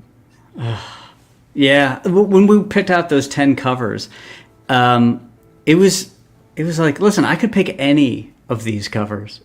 You know what I mean? Like, I'm looking at 100 covers of whatever, and I could pick any of these, and there's I could do 1,000 covers. I could go back there and take 1,000 and be enthusiastic for 1,000. Yeah, I'm not even exaggerating. Because at first I'm like, oh, I'm going to pick this cover and that cover, and I'm like, oh, those are popular ones. But I could pick any of these, and they're all incredible covers. And so, yeah, just a one-off Marvel Hulk or whatever is top notch. Even if it's not sort of lauded as one of the greatest Hulk comics ever, it's still incredible compared to anything in the past, I don't know, 10, 20 years. Yeah, I don't know. Like, I, I don't even watch TV anymore. Like, I'm trying to think of like what, like the Rings of Power. They just had a making out with Sora. I'm like, what the hell is going on?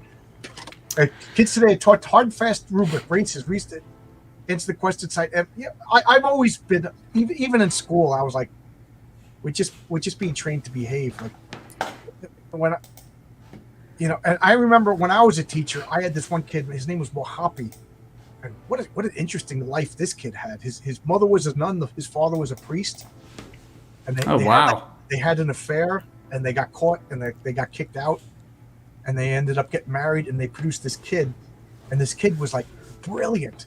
He was just so smart, and he was a troublemaker. He was like just a little wise ass, just sitting in the class, just causing. And I just said to him, Mohapi, you're bored, right? I was like, you're not in trouble. Are you bored? He's like, yeah. I said, okay. So I went and I just got the 6th grade. This was 3rd grade. I went and I got the 6th grade books. I was like, do whatever you want. Like, he already knew the math. He already knew how to read. So I was like, do these math problems. So he was doing these math problems for 6th graders, and he sat in the back. He was all interested by himself, and he was kind of like, this is what I would like to do for this week's school. And I was like, okay, fine. So finally I went to the guidance counselor, and the guidance counselor was like, knock it off. I was like, no, this kid is too smart for my class. Like, I'm taught how to deal with the regular general population. Just like I'm not qualified to teach special ed, I'm not qualified to teach geniuses. And she's like, yeah, right. And then she interviewed him, and she was like, this kid is the smartest kid. So we put him into a test. We requested this test, and he scored like one of the best in Queens. Wow. And I talked to his mom. And we called her in, and she was like shaking, ex-nun over here. And she was like crying. I was like, no, your kid's too smart.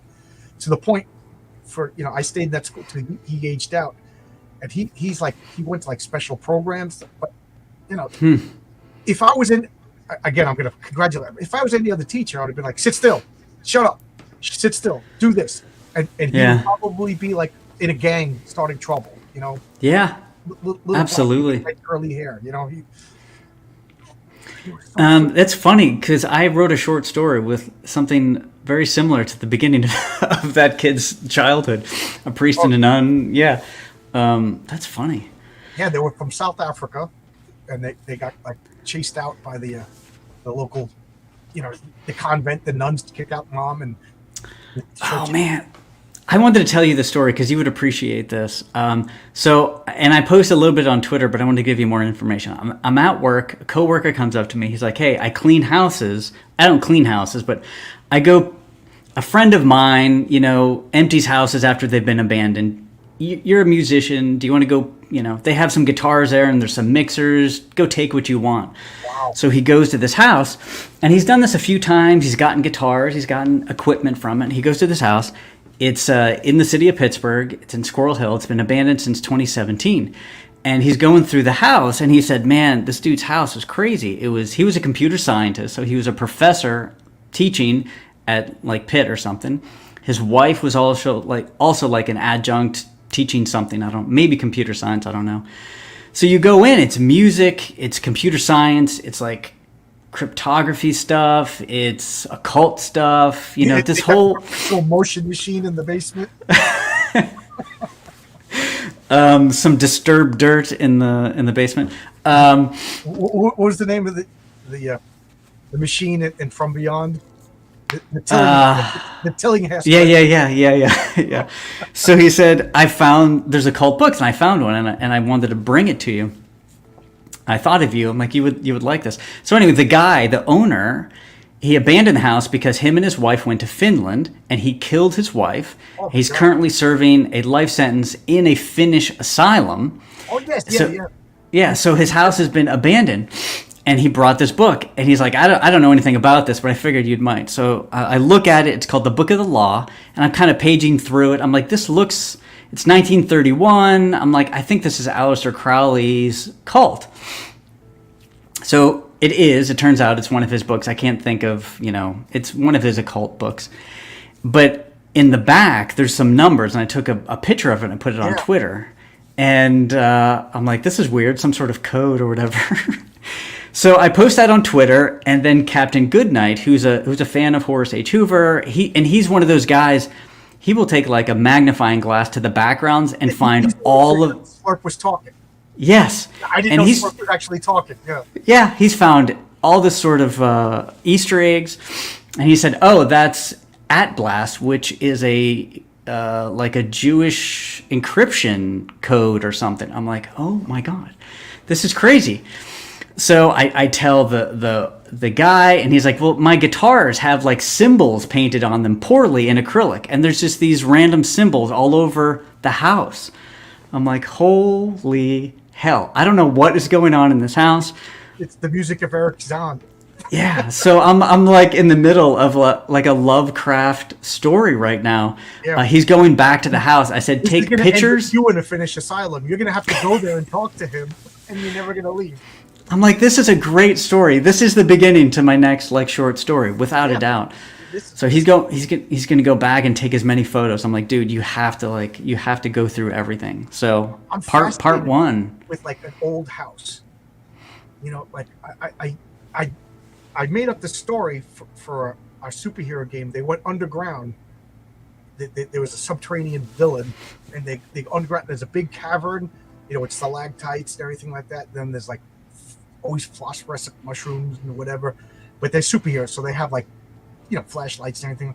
And then they just found an old Edwardian house, just a house, a normal looking but old, and they're like, I'm not going in. And these are superheroes. Not going in. This is not going to be good. Who would build a house? That's cool.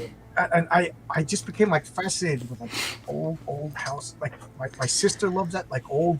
She lives in Cherry Hill, New Jersey, and there's a lot of like houses that date back to like pre-Civil War, and she goes, I just want to break in and look. Like I don't want to take anything. I just want to walk. Yeah. Around. Some of the houses they actually have plaques that there's slave quarters in the basements. There's literal cages to lock up your slaves at night. That's wow. This is on. Yeah, I love houses. The house underground.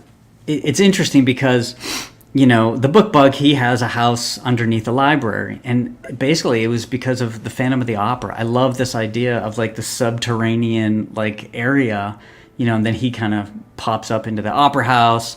But I'm obsessed with old architecture, and I wonder about that. It's not merely the aesthetics, because aesthetics are cool, right? The different kinds, the Victorian and colonial, that's cool. But on this Tartarian stuff, because it's all about the architecture, is proving the existence of this empire that's been systematically eradicated from human history. Yeah, I'm gonna have to check that out. But I wonder. There's sometimes that I wonder if there's something about like the geometry in a, not in a sacred geometry kind of way, but there's just something about the geometry of these old houses that like draws us to them. My wife and I went up to Providence just because I wanted to go, because I had a book that literally had the letters and addresses of like Lovecraft when he wrote this story. So I was like, I want to check out these. So it's only a 6-hour drive. So one Saturday we just drove there, got there around like 1 o'clock, spent until it was about to get dark, and then drove. So it was 3 hours there, 3 hours back from New York. And my wife's like, I'm just creeped out. I'm like, are you creeped out? Because do you know this is... She goes, no, look at these houses. It's like every house is tall, and they got those gambrel roofs. She goes, they're too long, they're too narrow. Like they're just not friendly. Like the whole town is not friendly. She goes, I everybody's a witch. So like we stopped at a diner, and we were just like expecting people like to just point at us and open their mouths. Like, they start talking like a Lovecraft, like that the slang. Are you of the one? Are you of the, like they just take out little eyeballs on optic nerves? Are you part of the one? No. Oh, they put them like, okay, so that's just a cheeseburger. Yeah, I've been to Providence. We went just to kind of check out the architecture. I have probably 1,000 photos of old houses. The only story I have, though, we stayed at a house. It was on Benefit Street, because that's the sort of like the famous street, where Lovecraft like references. But we stayed in this house, I think maybe 1880s or something like that, and we were there for the weekend. I think I've told the story before, but it's a nice house. It's been refurbished, but there was one one door in our bedroom. I assumed it was a closet the whole time, and I never went in it, never opened it or anything like that. Oh, give me The this. day, I do. I go into a bed and breakfast. I'm opening doors. I'm opening hatches. You know, well, yeah, I'm kind of glad I didn't because I think kids going to come out and kill me at night. I just want to know where I'm going to be dead. And the thing is, I was facing that door like for 3 days, and it didn't. I don't know if it didn't occur to me, or I'm like, oh, we were out and about. It was one of those deals. The last day, in the middle of the day, I'm like, oh, I'm going to check to see what's in there, and I open it up, and it's steps that looks like it's right out of Rats in the Walls, like stone carven steps that go down, no light, nothing. I'm like, I don't see anything. I can't tell what's going down there. I just shut it. I hear a moan. Yeah, I just shut it. I don't tell my wife about it because she would freak out. But yeah, I'm like, I can see living there, and you're just everywhere you look. There's a new story idea or something that would like capture your imagination to go on some sort of rabbit hole. I read someplace that France and England have a lot of lost rivers, meaning that there was a river, and then they would just build streets and everything. So under the ground, there's rivers, and they can't dam them up or anything because water will find a way. If they dam that up, they're gonna have floods in the street. Yeah. So there's literally, they'll build the foundation for streets and everything, and there's a river underground that's there for 1,000 years. You know, but like so, these buildings are like 600-year-old building, and they'll have doors that you open them up and it goes down, and you could literally go to the river. So I forget the name of this river. There's a river. There's a pub in England called the Slug and Lettuce. I read about this online. Real place. I've never been there, obviously, but you go down into like their wine cellar barrel room, and there's a trap door that's like locked. So I was like, and they say if you open it, there's stairs, and you could go to a riverbanks to the river that nobody has seen in like 5-6 Wow. I was like, that's where the fairies live. You know, that became a superhero story. My friend Jimmy had to find, and I researched, I forget the name, but that river has a name. So his character, like, of course, his character's a magic user. So he had to get a mushroom from the banks of whatever river as a material component for a spell. So that became a whole adventure. Like his character doing research, going to England, going down there. So cool. To go down. And when he went down there were these like hags that were like witches, you know, like Moldy Mary was her name, you know, and I was like, all because I lost in Paris. They say that there's hundreds of these lost rivers, you know. Wow. How cool is that? Things like that. It sounds like an apartment I used to live in. Yeah, I don't know who's down there. Maybe it was an Airbnb that never left or something. I also had this fascination with do you ever have dreams that you go back to? You revisit the dream? Sometimes. It's rare, but it has happened. I have this dream that there's one block of old suburban houses in the middle of Manhattan. And either I live there or for some reason I have an opportunity to buy one of these houses, and I know what the neighborhood looks like, but it's in the middle. There's skyscrapers, there's, you know, brownstones, and then there's just there's like 6 houses on one side of the street and then 6 houses on the other, and you know, and that's it. It's, you know, it's just this old and like old people there who just won't sell kind of thing. And then either I just keep seeing this, and I'm kind of fascinated. Like I would love to live in Manhattan, but in the luxury of a house. Like I don't have neighbors, I don't have apartments. Yeah, you know what I mean. I got a little backyard, you know, and I keep seeing this neighborhood over and over and over. So you better believe it. So there's going to be a story where Philip Manning is the guy who built Science City, and his mother is still alive. So he drugged her one night. She went to sleep, and he kept her unconscious for like a week, and then moved her house to the top of his penthouse in Science City. So she went from like Queens, New York. She lives on a house rebuilt. Literally, all the wood was taken apart, transported, kind of like gargoyles. They moved this. Yeah, that's cool. So if you go to the biggest skyscraper in Science City, a city that didn't exist 20 years ago, it's all brand new. There's a little old lady working her garden because he put bushes around it so that she can't tell. So just so he can keep an eye. And I'm also fascinated with that. A house on top of a skyscraper, like houses where they should. Like, Yes. can you imagine climbing up a mountain and you're like, yeah, backpacking, you go up, and then there's just like a beautiful Victorian house, well kept lawn. I would be like, oh, I'm not going. That's like, there's something about regular things, but in irregular places that are terrifying. Yeah, I mean, houses are like, I use them in Horace H. Hoover. You go through a door, you're in a different universe. But it is kind of that anyway. Right. Even outside of the supernatural, there was a movie, I can't think of the movie, but there was a house underwater. And it was one of the most visually like striking things. But like you said, you just take a regular house and put it somewhere else, and it's crazy. It's otherworldly. It's funny you said that. Lake Sagandaga up in state New York, they just filled in. They had a dam and they just filled it in. It's a reservoir. Wow. Yeah. So they bought out people's houses and told people to move. So it's a man-made lake. And my friend has a house out there, and we were kids. He was like, "Hey, you want to go scuba diving?" I'm like, "Yeah, sure." I never did scuba diving. This had to be the most dangerous thing in the world. A bunch of 12-year-old kids just teaching each other how to scuba dive. We're out in the middle of the lake, and he's like, "Okay, this is the spot." I didn't think nothing of it. So he goes down. He's, I'm going to go first. And then he comes up, gives me the fins, and I go down on this. And there's a freaking house underwater because wow, they just filled up. And it was, and not only was there a house, there was a graveyard. There was tombstones and a house. Oh my God, I almost panicked. And that was the scariest thing because I couldn't tell which way was up, which way was down. It was because I didn't expect it. Underwater, graveyard, and a house. It was like, I'll never forget. I expected a shark to come out because. Yeah, that's fascinating. There's something about houses. I would, if I went back to school, I would become an architect or something.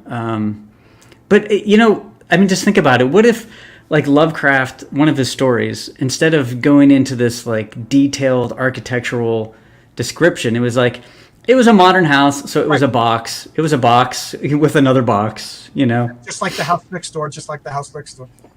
Like the story you and I keep talking about, the picture in the house. Yeah. The guy's in the middle of the woods, off the beaten track, in some hillbilly area of Appalachia, and he just stumbles upon a house in the middle of nowhere. There's no road to it. There's no driveways. There's just enough space for a house to exist among it. That I'm scared already, and I don't know. Yeah, like the more like architecturally detailed it is, the more it can hide. You're not going to be afraid like in a field with a modern house. There's nothing there for things to it had a hide. 17-inch flat screen TV and a really bad modern art painting on the wall. It was just like a white canvas. Yeah. All right, this has been awesome. I've been trying to go. I gotta get going. But hey, anybody in the chat? Thanks for everybody for watching. This has been awesome. Check out Horace H. Kickstarter. Hope you're doing well. Yeah, you know what? I'll post a link in there real quick. But check out Heroic Tales. There's a link for that. HoraceHoover.com. There's a link for that. And I'll post Yang. He has a campaign book which looks awesome. I backed it. It's very cool. Yeah, I backed the physical book. I'm not reading no PFD or whatever they're called.